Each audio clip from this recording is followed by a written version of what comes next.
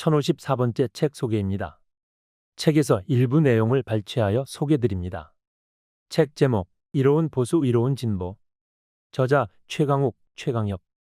출판일 2025년 5월 15일. 상상빌더 한 줄 요약. 보수와 진보를 알자. 책 소개. 당신은 왜 보수입니까? 당신은 왜 진보입니까? 설명하기 어렵다면 이 책을 읽어야 합니다. 최강욱 전 의원과 그의 동생 최강혁이 함께 쓴 보수 진보의 역사와 정의, 현재의 쟁점과 시대적 과제까지 남녀노소 좌우를 모두 아우르는 민주 시민의 필독서. 위헌적 계엄과 탄핵, 대통령 파면을 넘어 조기 대선 전국에 들어선 대한민국은 다시 보수와 진보, 우파와 좌파 간의 치열한 전장이 되었다. 정치와 개혁의 최전선에서 활약하다 지금은 잠시 디지털 크리에이터 유튜버로서 대중과 만나고 있는 최강욱 전 의원.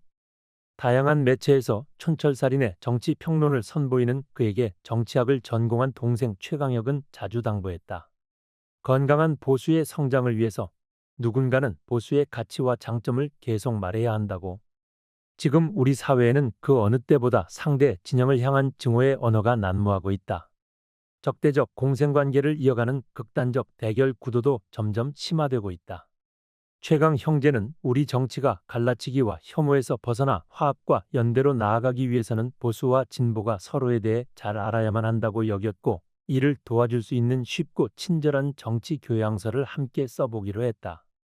신간 이로운 보수 이로운 진보 는 생생한 정치 현장을 온몸으로 겪어온 정치인이자 법률가인 형 최강욱, 정치에 대한 깊은 관심과 이론적 역량으로 무장한 동생 최강혁이 의기투합하여 만들어낸 결과물이다.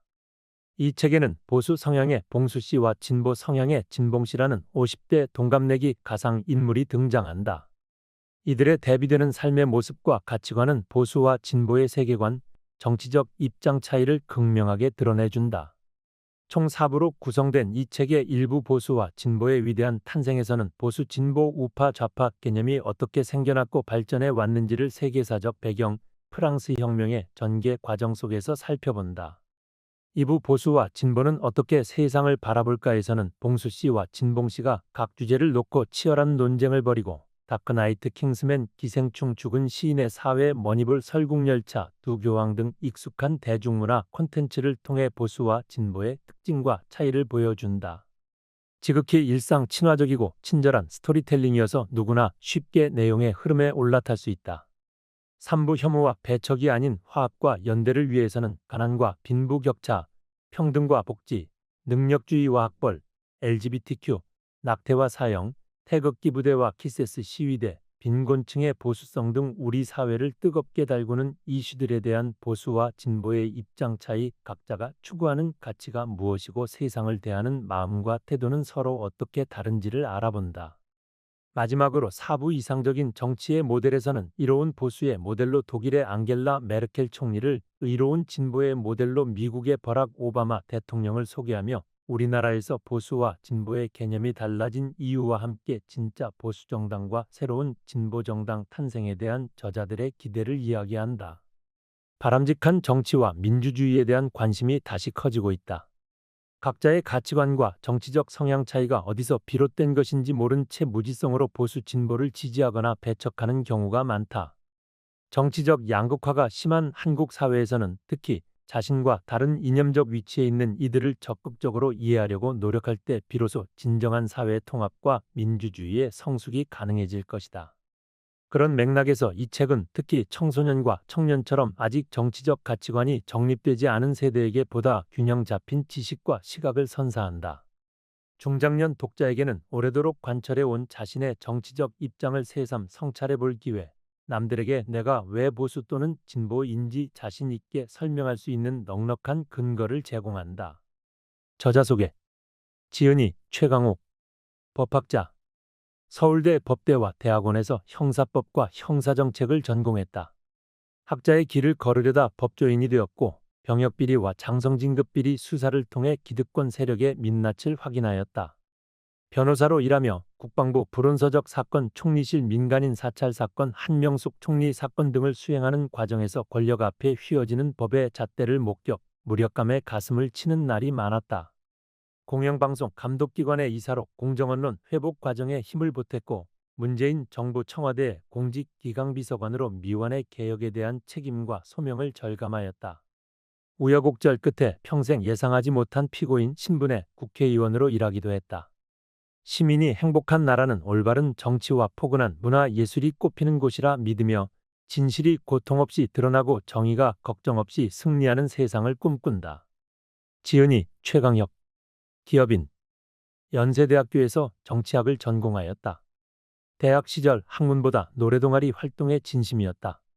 사회에 나와 두 곳에 좋은 직장을 거친 후 작은 세상을 만들어 보려는 마음으로 창업을 선택해 20여 년간 전자상거래 관련 기업의 대표로 일했다.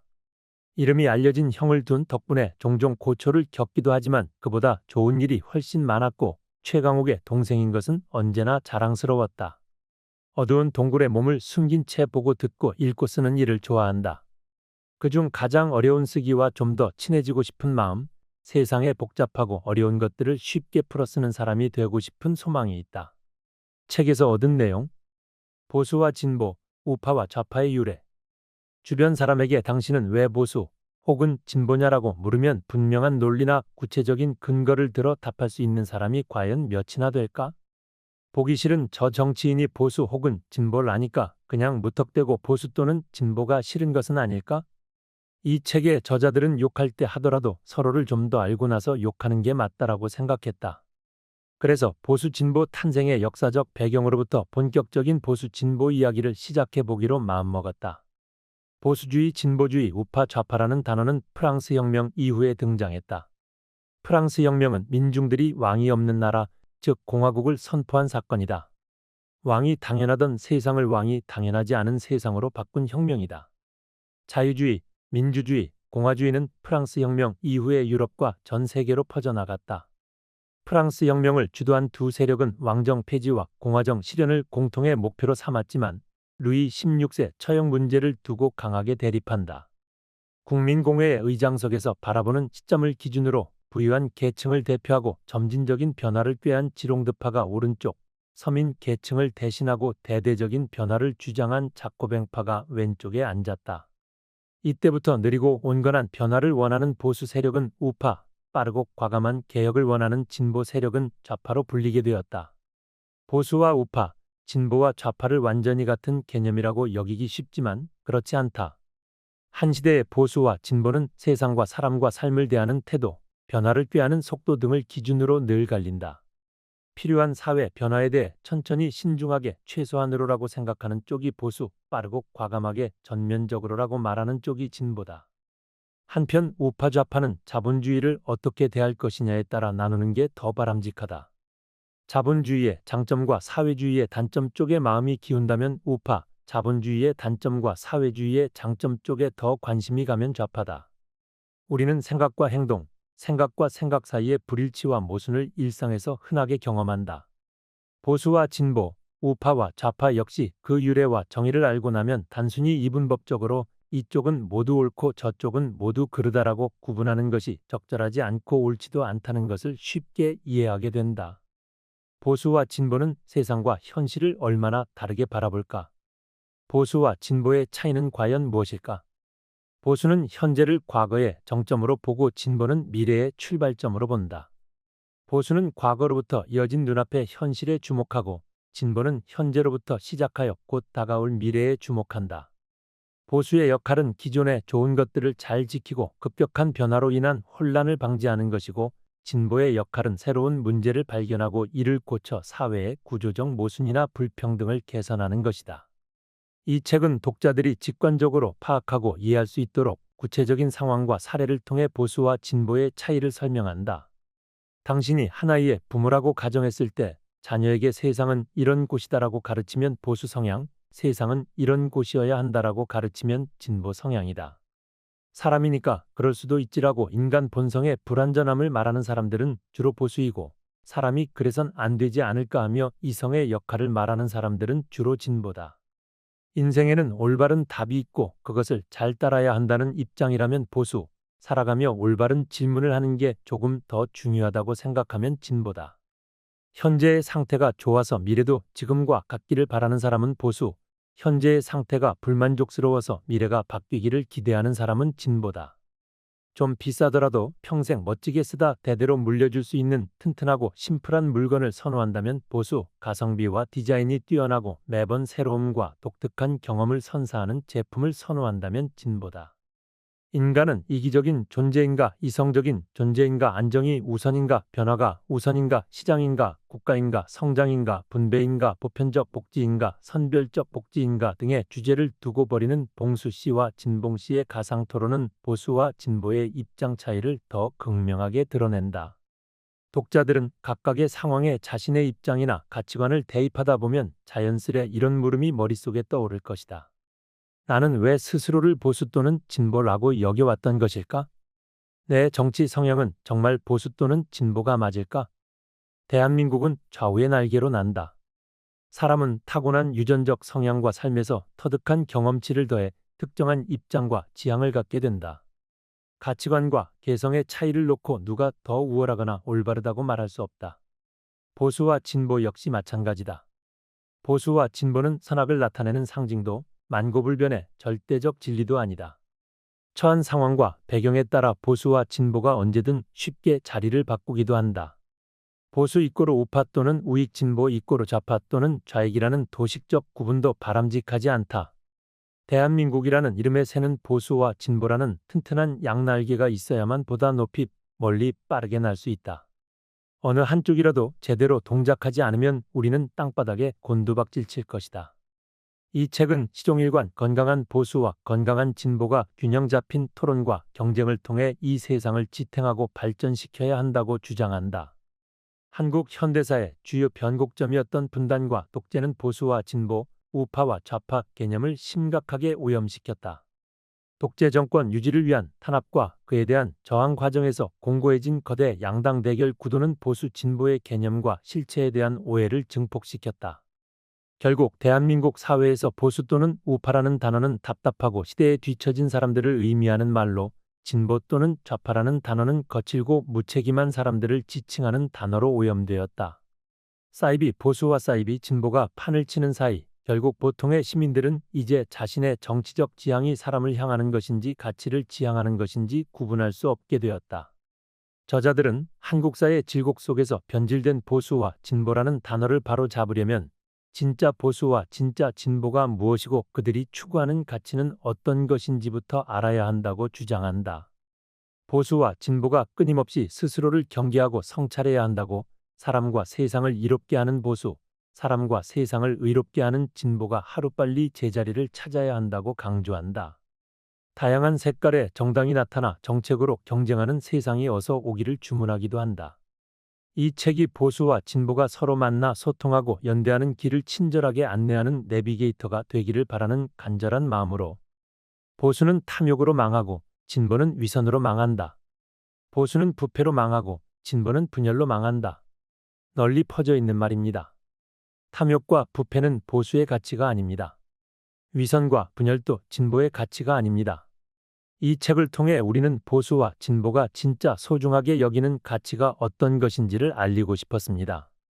욕할 때 하더라도 서로를 좀 더 알고 나서 욕하는 게 맞지 않나 생각했습니다. 다음으로 봉건제 속의 장원. 장원은 영주가 가진 토지의 범위를 기준으로 하는 하나의 마을 또는 여러 개의 마을을 뜻합니다. 영주라고 하면 뭔가 그럴듯하고 대단해 보이지만 지금의 개념으로 보면 작은 장원을 가진 영주는 시골 2장 정도, 비교적 큰 장원을 가진 영주는 대도시의 구청장 정도입니다. 영화 겨울왕국 2014에 엘사가 무려 여왕으로 불리지만 엘사가 다스리는 아렌델이라는 땅을 보면 그냥 딱 소규모 장원입니다. 잘 봐주면 강남구 압구정동 정도입니다. 프랑스 혁명을 체계적으로 주도해 온 가장 강력한 두 세력은 지롱드파와 자코뱅파였습니다. 이 두 세력은 왕정 폐지와 공화정 실현이라는 목표에 대해서는 입장이 같았습니다. 하지만 루이 16세의 처형 문제를 두고 강하게 대립합니다. 의장석에서 바라보는 시점을 기준으로 부유한 계층을 대표하고 점진적인 변화를 꾀하는 지롱드파가 오른쪽, 서민 계층을 대신하고 대대적인 변화를 주장하는 자코뱅파가 왼쪽에 앉았습니다. 이때부터 느리고 온건한 변화를 원하는 보수 세력은 우파, 빠르고 과감한 개혁을 원하는 진보 세력은 좌파로 불리게 됩니다. 나는 늘 보수지만 복지 문제에 한해서는 좌파에 가깝다라고 말하는 우리나라 정치인이 실제로 있습니다. 이 말을 다시 해석하면 이렇습니다. 나는 우리 사회 다른 분야의 변화에는 몹시 신중하게 접근하는 보수가 맞다. 하지만 경제, 특히 복지 문제에 관한 한 신속하고 과감한 국가 차원의 개입과 개혁이 필요하다고 생각한다. 그러니 경제적인 관점에서는 나를 좌파라고 볼 수도 있다. 스웨덴 좀 괜찮아 보인다. 이런 뜻입니다. 이 정치인은 본인 말 그대로라면 보수이면서 좌파입니다. 보수는 현재를 과거의 정점으로 보고 진보는 현재를 미래의 출발점으로 본다. 미국의 사회학자 로버트 니스벳의 분석에서 비롯한 이 한 문장이 보수와 진보의 차이를 가장 잘 함축하고 있습니다. 보수는 과거로부터 이어진 눈앞의 현실에 주목합니다. 진보는 현재로부터 시작하여 곧 다가올 미래에 주목합니다. 미래에 대한 두려움은 사람을 현재에 기대도록 만들지만 미래에 대한 믿음이 있으면 사람은 변화를 받아들이게 됩니다. 아이들에게 세상은 이런 곳이다라고 가르치는 부모가 보수, 세상은 이런 곳이어야 한다라고 가르치는 부모는 진보입니다. 배트맨은 언제나 자신의 행동에 책임을 지려는 고담시의 영웅입니다. 조커가 인간의 이기적이고 비도덕적인 본성을 드러내려고 할 때마다 배트맨이 도덕적 원칙과 힘으로 이를 막아섭니다. 마지막 순간에는 자신을 희생해 가면서까지 고담시 시민들이 도덕적 결정을 내릴 수 있도록 돕습니다. 도덕적 리더십, 공동체를 위한 자기 희생의 중요성을 보여줍니다. 보수는 사회에 극단적인 위협이 있다면 필요 이상의 강력한 조치도 정당화하는 경향이 있습니다. 종종 법의 경계를 넘어서는 배트맨의 행동 역시 고담시를 보호하기 위한 불가피한 선택으로 정당화됩니다. 결론적으로 빈부와 선악은 무조건 같이 가는 게 아닙니다. 선과 악, 개인의 도덕성은 경제적 상황에 따라 완전히 결정되는 것이 아닙니다. 부유한 사람도 선하거나 악할 수 있고 가난한 사람도 선하거나 악할 수 있습니다. 부자들의 부도 그것 자체로 비난받을 이유가 없습니다. 부자라는 것 때문에 막연히 존중할 필요도 없습니다. 가난한 사람이든 부자든 존중받을 일을 했을 때 존중하면 됩니다. 가난 속에서도 훌륭한 도덕성을 유지하는 사람, 부유함 속에서 악행을 저지르는 사람이 얼마든지 존재합니다. 한 사람 속에 있는 어떤 본질이 반대의 본질을 완전히 지배하지 못합니다. 부모가 되면서 자신만의 꿈을 잃어버리고 삶의 목표가 자식이 되어버린 부모, 자기가 못했던 걸 자식이 대신 이뤄 주길 바라는 부모도 여전히 우리 사회의 큰 문제입니다. 현실에서는 운, 환경, 출신 배경 등 개인의 노력만으로는 통제할 수 없는 요소들이 성공에 큰 영향을 미칩니다. 능력주의를 맹신하는 사회는 개인에게 너무 높은 기대치를 부여합니다. 실패가 곧 개인의 무능력과 나태함으로 귀결됩니다. 이런 인식은 개인에게 엄청난 심리적 압박감을 주고 불안을 불러일으킵니다. 나는 충분히 노력하고 있는가? 나는 충분히 능력이 있는가? 같은 질문들이 쉴 새 없이 사람을 괴롭힙니다. 끊임없이 친구들과 나를 비교하게 되고 개인의 자존감에도 자꾸 조건이 달립니다. 성공하지 못하면, 즉 사회가 정해놓은 기준선에 도달하지 못하면 스스로를 가치 없는 존재라고 여기는 것입니다. 가짜뉴스에 휘둘리는 사람의 문제가 아닙니다. 확증 편향에 사로잡힌 사람들을 상대로 가짜뉴스를 생산하고 전파하는 자들이 문제입니다. 무식한 사람이 신념을 가지면 나쁜 의도를 갖고 생산된 가짜뉴스를 여기저기 퍼나르게 됩니다. 어디서 들은 가짜뉴스가 썩 그럴싸해 보이고 이걸 남들은 아직 모를 것 같다는 생각이 들 때 여러 게시판과 카카오톡에 가짜뉴스로 불을 지릅니다. 나만의 멍청함, 오리지널리티를 가진 멍청함을 뽐내는 반지성주의가 요새 아주 힙합니다. 이것도 개념적으로 정립된 용어가 있습니다. Mid stupidity, 메타 우매성라고 합니다. 너무 멍청해서 멍청함 자체를 깨닫지 못하고 자신과 믿게 계속 멍청한 상태의 멍청함입니다. 독일의 국가 이미지는 메르켈 덕분에 말도 못하게 좋아졌습니다. 전 유럽 경제의 핵으로 시리아 난민을 받아들인 포용성으로 소수인종과 사회적 약자에 대한 관대함으로 메르켈 집권기의 독일은 존경받는 국가의 반열에 올라섰습니다. 퓰리처상을 받은 저명 칼럼니스트 조지 윌은 메르켈이 있는 지금의 독일이 이 세상 사람들이 본 최고의 독일이라고 극찬했습니다. 독일 국민들은 메르켈 시대의 정치는 사납지 않았다. 시민들의 생활은 어느 때보다 편안하고 넉넉했다라고 기억합니다. 극단을 배제한 합리적 타협의 정치, 진보의 어젠다까지 너른 품에 아우르는 포용과 융합의 정치, 그것이 독일 국민들이 16년 동안 열광한 앙겔라 메르켈의 정치였습니다. 오바마의 결론은 두려움이나 걱정이 아닌 희망이었습니다. 그는 나는 오늘 밤 무대에서 내려가지만 내가 대통령직을 시작했을 때보다 이 나라에 대해 더 희망적이라고 밝혔습니다. 희망의 근거는 젊은이들이었습니다. 그는 이기적이지 않고 창의적이고 애국적인 세대가 오고 있습니다. 공평하고 정의롭고 포용적인 미국을 믿는 세대입니다라며 여러분은 끊임없는 변화가 미국의 상징임을 알고 있고 민주주의를 전진시키는 어려운 일을 기꺼이 해낼 것이라고 기대했습니다. 오바마는 그러면서 변화를 가져올라의 능력을 믿지 말고 여러분 스스로의 능력을 믿으라라고 충고했습니다. 끝까지 희망과 변화를 외친 참으로 멋지고 의로운 진보, 미합 중국 제44대 대통령 버락 오바마는 이렇게 역사의 무대를 떠났습니다. 빛의 혁명의 주역이 된 우리 시민들부터 앞으로는 특정인의 이미지에 끌려다니지 않을 것입니다. 어떤 나라를 만들겠다는 것인지 알 수 없고 오직 권력욕만 가득 찬 정당에 표를 주지도 않을 것입니다. 아니, 그런 정당이 도무지 존재하지 못하도록 지금의 20에서 30대가 우리나라의 정치 지형을 완전히 바꿀 것입니다. 다양한 색깔을 가진 여러 정당이 치열하게 토론하고 국회에서 정책으로 대결하는 것. 건설적 경쟁과 협력을 통해 선진 대한민국의 모습을 그리고 다듬어가는 것. 우리 시민들의 의지와 수준에 비추어 보면 결코 과한 희망이 아닙니다. 지금까지 상상빌더였습니다. 감사합니다.